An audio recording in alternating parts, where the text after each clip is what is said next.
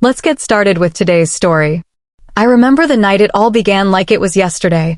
Elena was sitting across from me at the dinner table, her fork pushing around a piece of salmon she barely touched.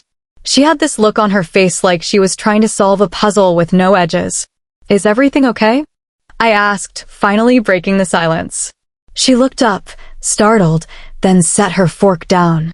"Yeah, no, I mean," she sighed. "Jake, I want to talk about something important." Her voice had that serious edge to it, the one she used when she was about to suggest something out of the blue, like redecorating the house or adopting a cat, but this time, it felt heavier. "Okay," I said cautiously. "What's on your mind?" She hesitated, twisting her wedding band around her finger. "I've been thinking about us, about how we've been together for so long, and maybe it's time to try something new." I frowned. "Something new? Like what?" "I think we should consider an open marriage." Her words hit me like a punch in the gut. For a moment, I thought I misheard her. "An open marriage?" I echoed, my voice a mix of disbelief and anger. "Are you serious?" She nodded, her gaze steady but nervous. "Yes. Look, Jake, I love you, I do, but I think we've been stuck in a rut. This could be a way to explore different sides of ourselves while still being together." I laughed, but it wasn't the funny kind of laugh. It was sharp and bitter. "So let me get this straight. You want to sleep with other people but still keep me around as your husband? How generous." "It's not just about sleeping with other people," she said defensively. "It's about freedom, trust, growth. Don't you want to see what's out there too?" I shook my head. "No, Elena, I don't. I married you because I wanted you, not some open-ended experiment in freedom." The argument lasted for hours. She had all these rehearsed lines about how this wasn't about me lacking anything, how it was about enriching our lives, how monogamy was just a social construct. I countered with every reason why this was a terrible idea, how it felt like a betrayal, how it would destroy what we had. But Elena didn't relent. She leaned forward, her voice quickening as if her words were building toward a final attempt to convince me. "I've been reading about it," she said, her eyes intense. "How couples try it to rekindle things or explore themselves while still staying committed to each other. We've been together for 10 years. Jake, I feel like I need something more: excitement, new experiences." "Excitement?" My voice rose. "We're married, Elena. I thought that was the point, commitment, building a life together." She sighed, her tone tinged with frustration. It's not about you, okay? You're great. It's about me. I feel like I'm missing something. I don't want to leave you, I love you. But I think we'd both benefit from exploring this." My stomach churned. The woman I'd vowed to spend my life with was asking for permission to sleep with other people. It wasn't exactly a scenario I'd prepared for. "I don't know, Elena," I said, shaking my head. "This feels wrong. How would this even work?" She reached for my hand, her touch soft, coaxing. We'd set boundaries, clear rules, no emotional attachments. We'd always communicate and be honest about everything. "Jake, I need this, and I don't want to do it without you." Eventually, though, I gave in, not because I agreed with her, but because I wanted to see where this would lead. Call it morbid curiosity, or maybe I wanted to prove her wrong. But even as I nodded and said the words she wanted to hear, I was already thinking about divorce. If Elena wanted to sleep with other men, I wasn't going to stay married to her. The thought burned in my mind, cold and sharp. I didn't say it yet, but I was ready. The following day, I took the first steps to protect myself. While Elena went about her usual routine, I was already looking into ways to shield my assets. I read articles, called a few financial advisors, and even booked an appointment with a lawyer. I laid it all out: the open marriage proposal, my suspicions, my plan to end things without losing everything I'd worked for. My marriage was over. At least, for me, it was. But until everything was sorted out, until I had the divorce papers signed and my future secured, I decided to play along with her little open marriage game. I wasn't going to show my cards just yet. The next few days passed in a surreal haze.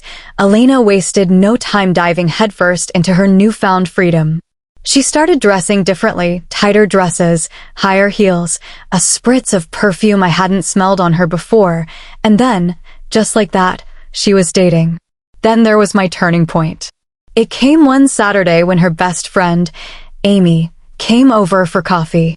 Amy had always been around, a bubbly, sarcastic counterpoint to Elena's more serious demeanor. She was the kind of person who could light up a room just by walking in. As the three of us sat in the living room, Elena excused herself to take a phone call. Amy and I were left alone, and I noticed something the way Amy looked at me. Not with pity, like so many others, but with something deeper, sympathy, understanding, and, if I was honest with myself, there had been something else too, flirtation. In the past, I'd caught Amy giving me these subtle, playful glances, an extra smile that lingered too long, a teasing joke with just a hint of double meaning. But back then, I brushed it off. She was my wife's best friend, and I was a married man. Nothing good could come from entertaining those looks. But now, things were different. Elena had opened the floodgates with this open marriage thing, and suddenly, the boundaries that used to hold me back were gone. For the first time, I didn't have to ignore the flirtation. I could respond. She's really taking advantage of this whole open marriage thing, isn't she? Amy said, her voice low. I raised an eyebrow. What makes you say that? She shrugged. I see how she treats you, like you're just there. It's not fair. Her words struck a chord. Over the next few days, Amy and I started talking more. Innocent conversations at first, then deeper ones. She became my confidant, the one person who didn't make me feel like I was losing my mind. One evening, Amy and I ended up at a local bar, just the two of us. We found ourselves lingering longer than usual. The conversation was easy, lighthearted, a bit flirtatious like it always was when we were alone. But tonight felt different. The tension between us, which had always been there but unspoken, had shifted. Amy gave me that playful smile, the one I'd seen countless times before, but this time there was something more to it. Hey, Jake, she said, her voice low. You want to come back to my place? Without thinking, I nodded. Yeah. We drove to her place in silence, both of us acutely aware of the change in the air. I couldn't shake the thought that, for the first time, we were not just friends or confidants.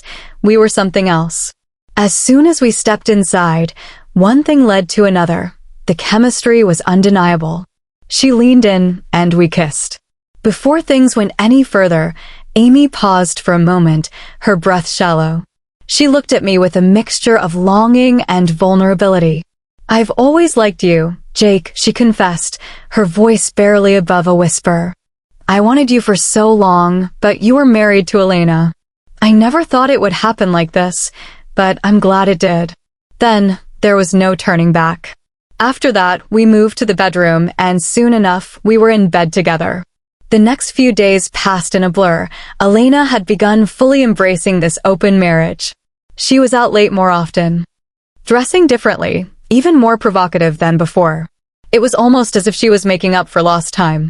And I was quietly playing along, making sure everything moved at my pace, all while knowing that things had already changed in ways I couldn't undo. One night, she came home late, smelling like wine and someone else's cologne. I was sitting on the couch waiting for her. How was your night? I asked, my tone icy but calm. She hesitated before answering. It was good. I met someone. Met someone? I repeated, eyes narrowing. And we talked. That's all. She avoided my gaze as she moved toward the kitchen, her voice trailing off. I knew better than that. She wasn't just talking to him, she'd slept with him. But I said nothing, waiting, letting the words hang in the air. I wasn't going to play her game and pretend I didn't know what was happening. She wanted this. She had pushed for it. A few moments later, I asked almost casually, so, how was it? Did you enjoy it? She paused, a slight flush creeping up her neck. It was good. I took a slow breath, then casually dropped the bomb. I did the same thing, last night. Her eyes snapped to mine, wide with surprise.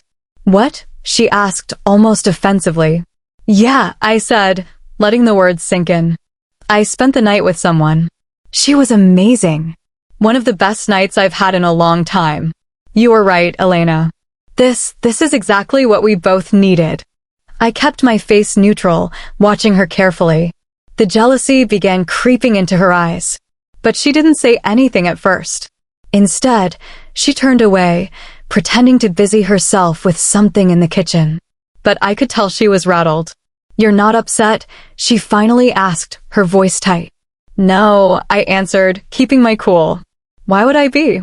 You said we both need to explore and be free. I'm just playing by the same rules, right? The silence between us grew thick as she processed my words, her mind racing. I'd flipped her own logic back at her, and it was making her uncomfortable. So, who is she? Elena asked, a hint of something darker in her voice. I'm not sure you'd know her, I replied nonchalantly, suppressing the urge to smile. But she's someone who understands me. Someone who makes me feel good. Elena stood still, her fingers gripping the counter. I could see the jealousy clouding her eyes, but she tried to hide it. You're not the only one, Jake.